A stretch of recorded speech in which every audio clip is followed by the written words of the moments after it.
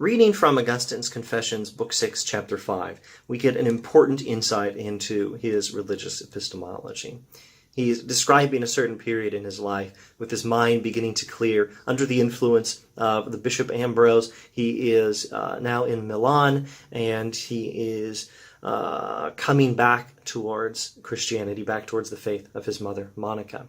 We read, "After that, O Lord, you, little by little, with most gentle and most merciful hand, drawing and calming my heart, persuaded me, taking into consideration what a multiplicity of things which I had never seen, nor was present when they were enacted, like so many of the things in secular history, and so many accounts of places and cities which I had not seen, so many of friends, so many of physicians, so many now of these men, now of those, which unless we should believe, we should do nothing at all in this life.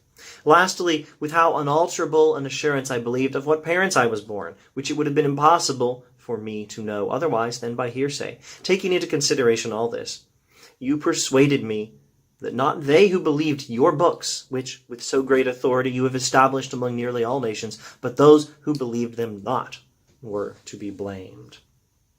Now, he's referring primarily to the Manichaeans. This particular heresy doubted certain books of the Bible, and they had an objection to belief by faith, belief by trust, belief by Greek pistis, Latin fides, trust, credit, faith. They thought that a person for knowledge and for rational belief should believe based on reason alone, based on first-hand knowledge, not based on trust and authority.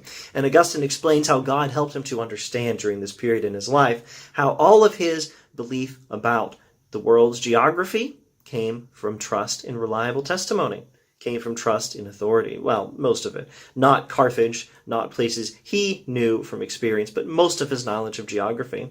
And most of my knowledge of geography, most of your knowledge of geography, comes from trust in reliable testimony. I can assure you that Nairobi, Kenya exists. I have been there. If you've never been there, you can trust me, you can trust others, but I am entirely reliant on trust in testimony of others for my knowledge of the existence of, for example, Moscow in Russia.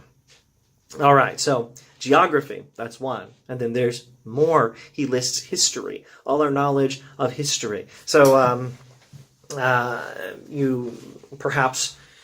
you probably know who this guy is, but you've never met him. You have no first-hand knowledge here. Your knowledge of George Washington depends entirely on trust and reliable testimony. So much of our knowledge of history, with only a few exceptions for very recent history, we may have witnessed, and even then, usually we saw it in newspapers or on television. We weren't actually there where the events were happening.